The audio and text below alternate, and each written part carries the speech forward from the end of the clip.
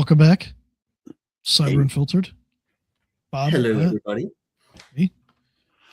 We had a long green room this time, a little bit longer than normal. 45 minutes. Almost forgot to hit record. yeah, really. The Mythos stuff. Let's talk a little Anthropic for a second. Mythos getting like canned by the government. Thoughts? Mixed feelings.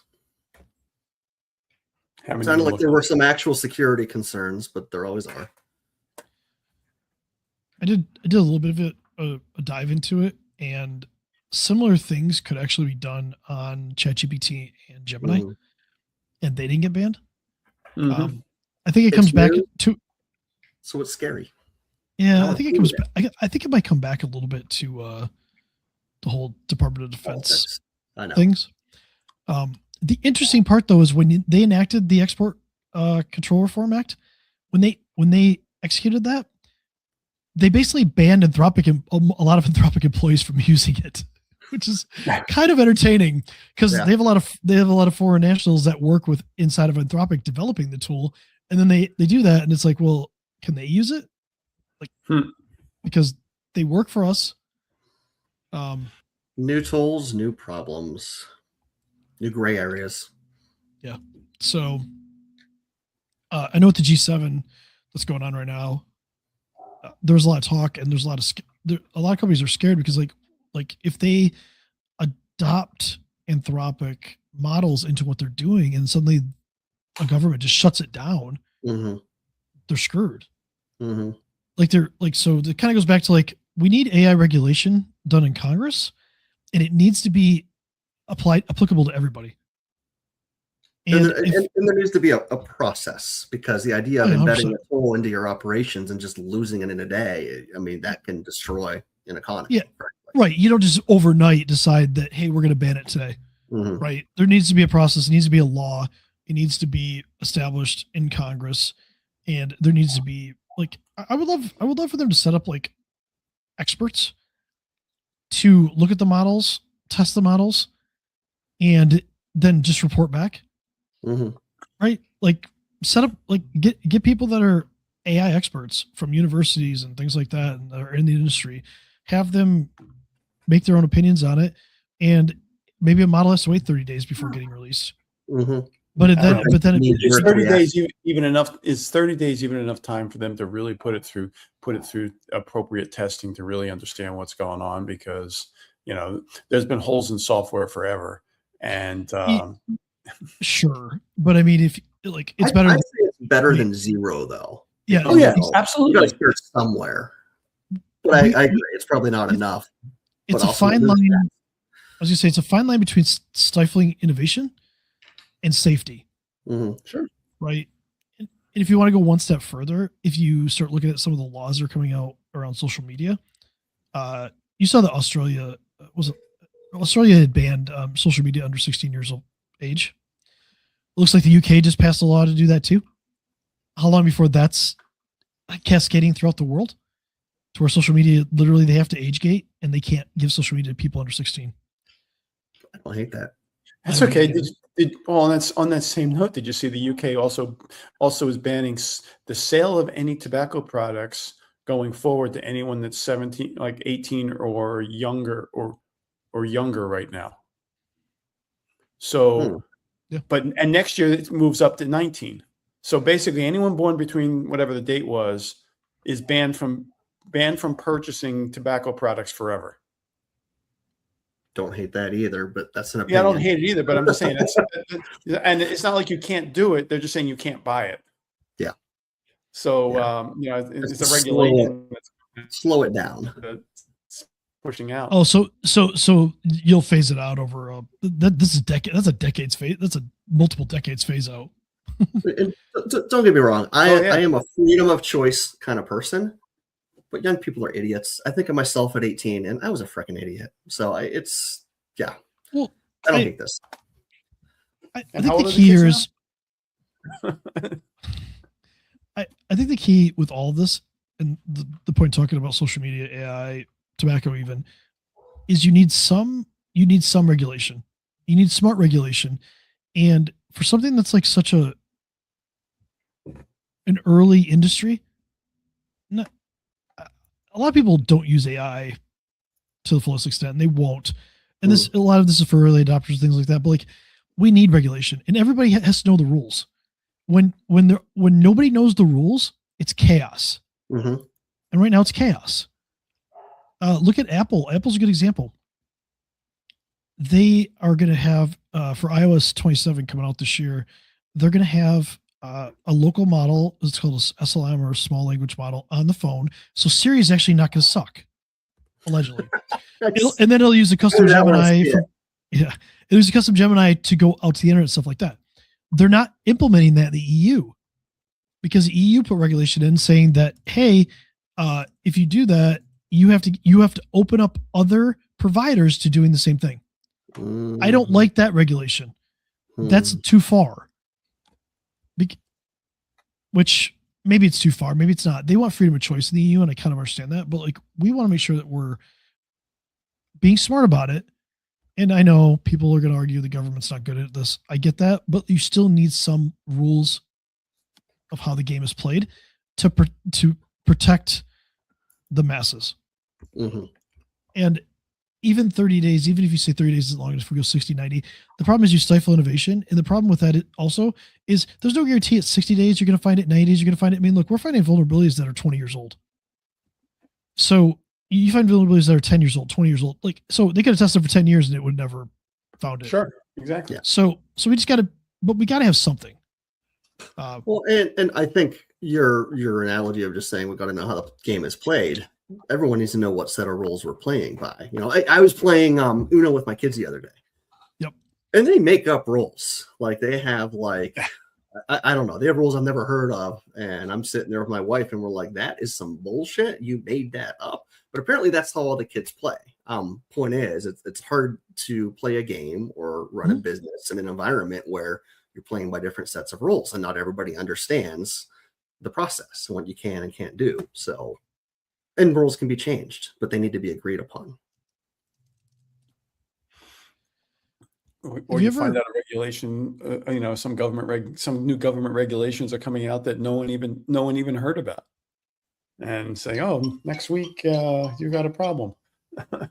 I believe that's actually going to be the case here shortly, isn't it? That is the case. Mm-hmm. I think to what your point, to what you guys said, policies are great. We need the principles. We need the boundaries. We need the rules of the game.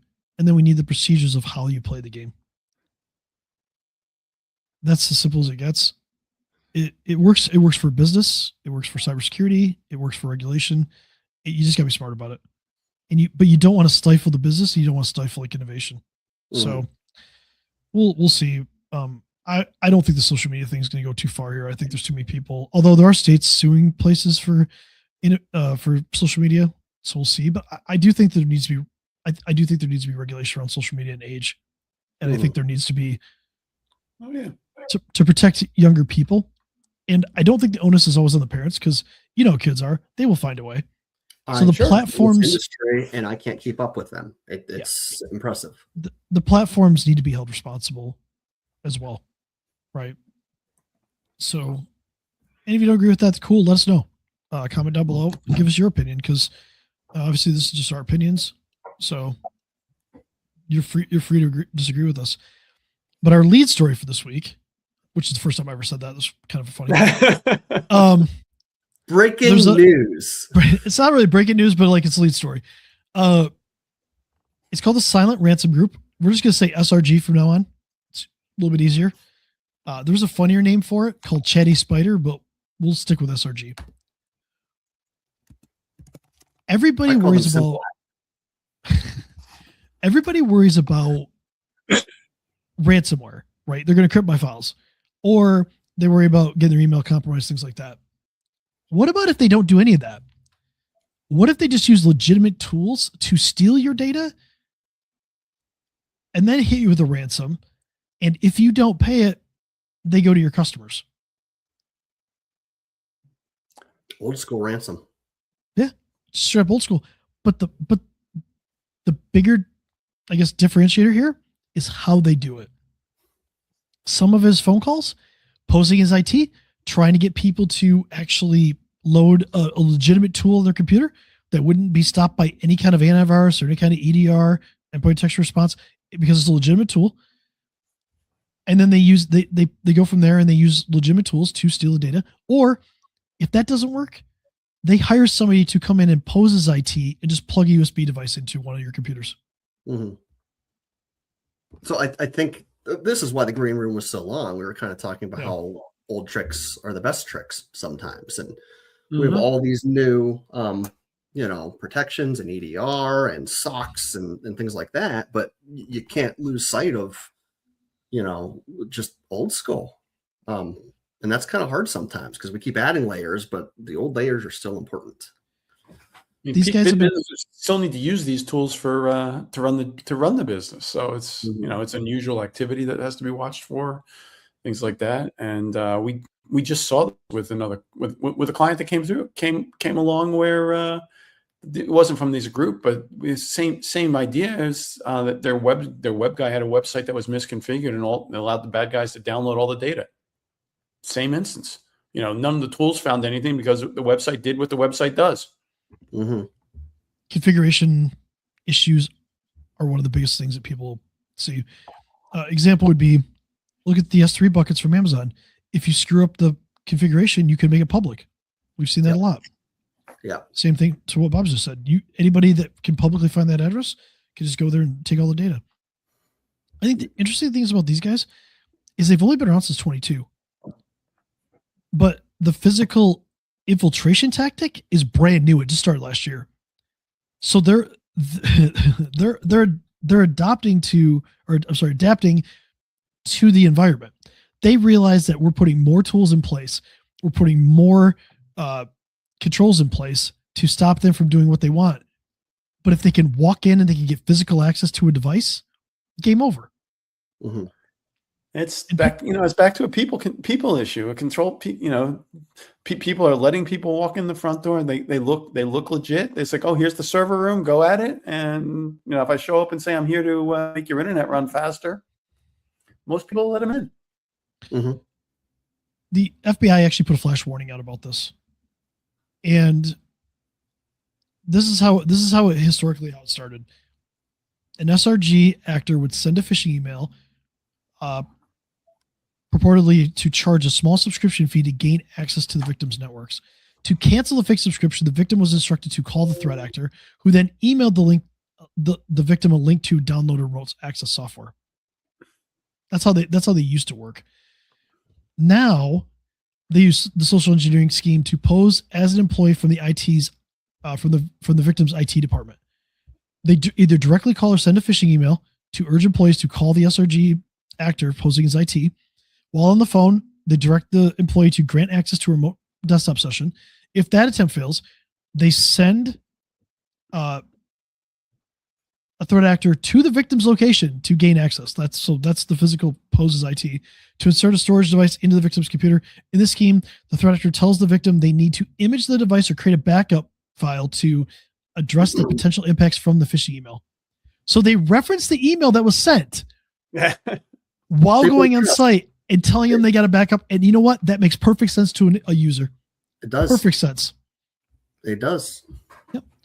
And once they gain access to the computer, they try to use a couple of tools to exfiltrate data. And if that doesn't work, they'll use internal file sharing tools like Google or OneDrive. They'll just produce a bunch of sharing links and just download the data. Mm-hmm. Yeah, they just send somebody to your office. So the FBI is actually, it's interesting what the FBI is doing.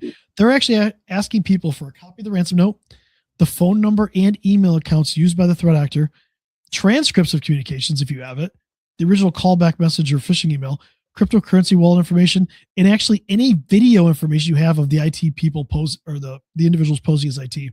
So they want surveillance videos, photos. They're actually asking for this. So whatever you got. The last I saw, this is about 140 companies, at least at this point. The biggest thing here is, how do you operate with your IT? Right? How do you verify? How do you verify them? Exactly. Is there a badge system? Is it something that you verified their identity when they showed up on site?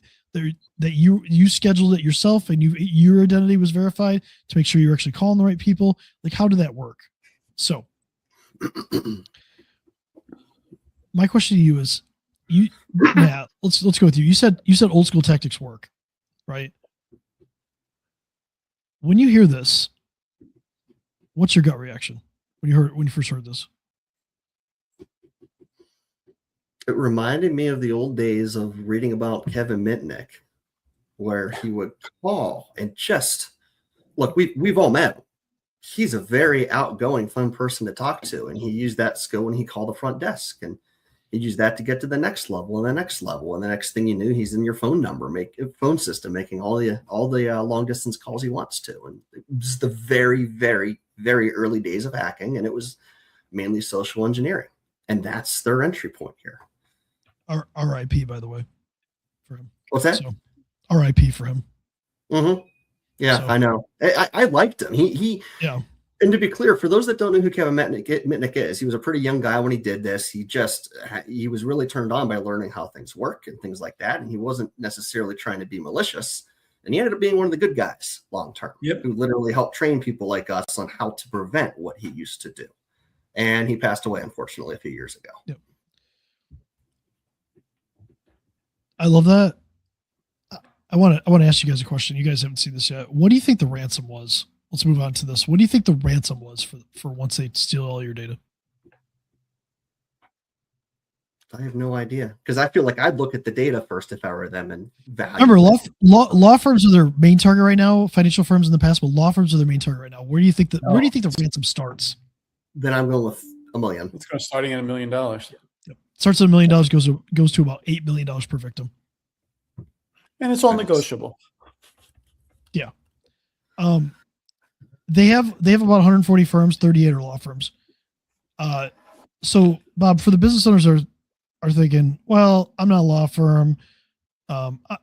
Maybe I'm a services firm or a manufacturing company. Like, do I have anything to worry about? Be worried about in this case? Absolutely. The bad guys getting into one PC, compromising your email, and downloading the data that you've got sitting on that network. Now, do you want them reaching out to all your clients?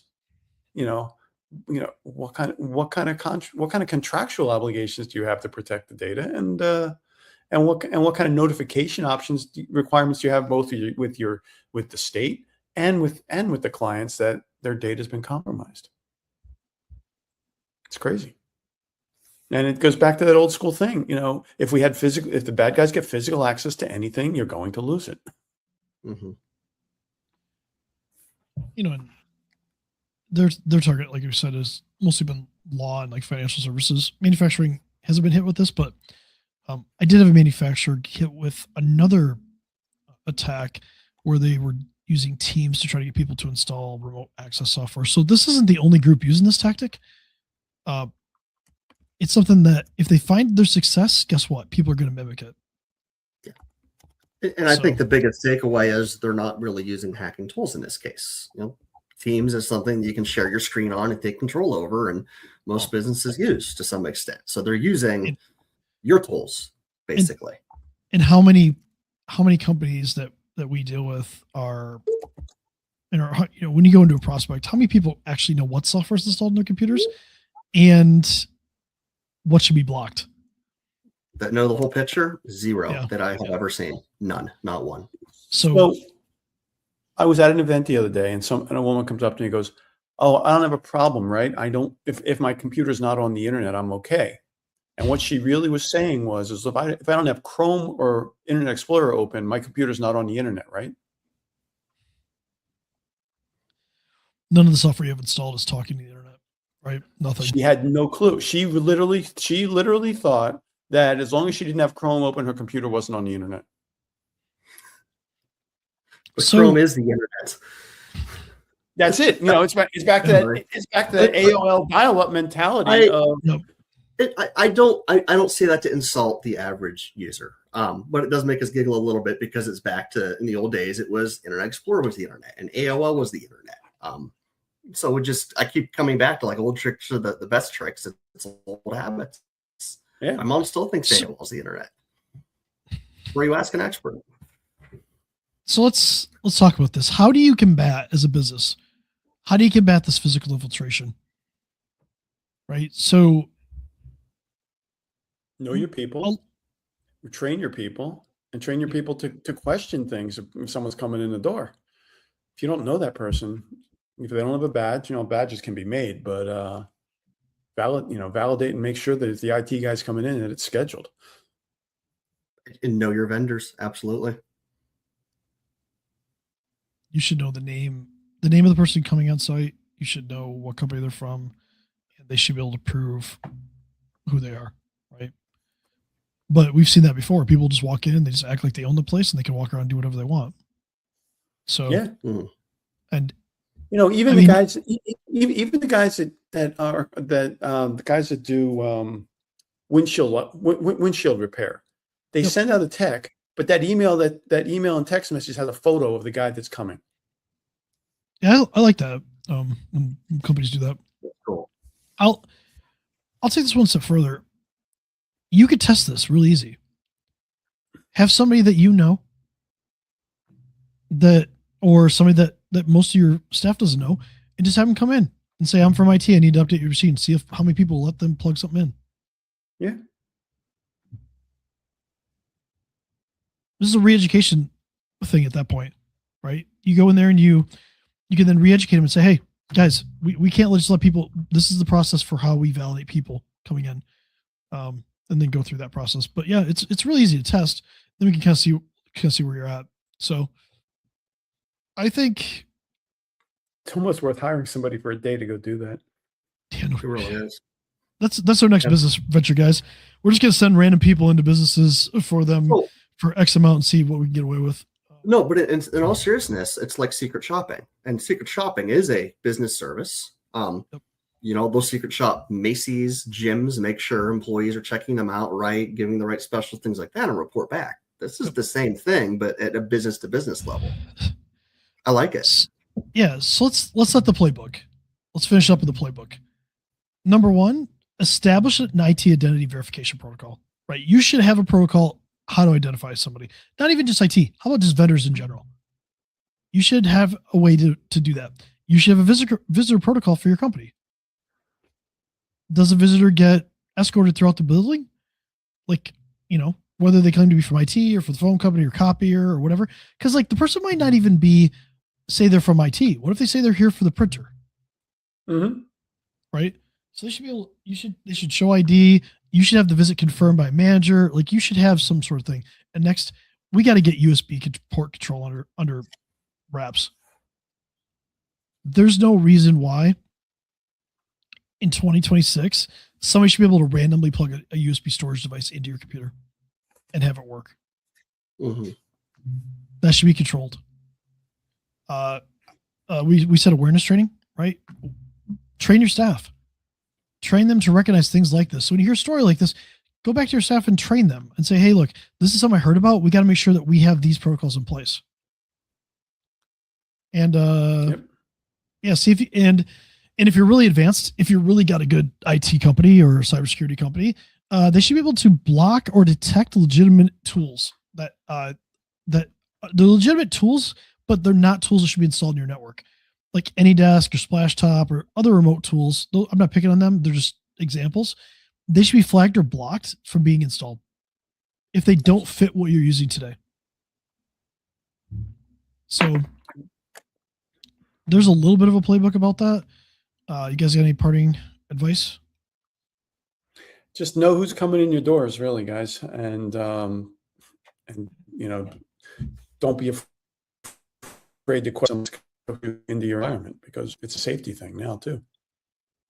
It's okay to be a little rude, hey, I'm going to call your company to verify. If someone knocks on my door and says, I'm from Columbia Gas, I'm here to replace your gas meter, I'd like to know if I wasn't given a heads up by the actual company I'm calling.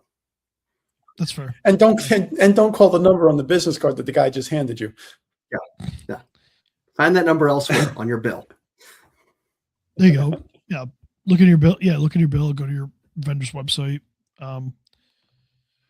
legitimate website and find that. So, all right, cool. All right. Hopefully nobody got hit by this. Let us know how you like this format. Let us know how you like that those talking points. If you've ever experienced this, let us know. If you want to talk about it, you're more than welcome to come on here and talk with us. But see you guys next week. Cool. Awesome. I guess have a good week. Guys. We'll see you next week. Till next week.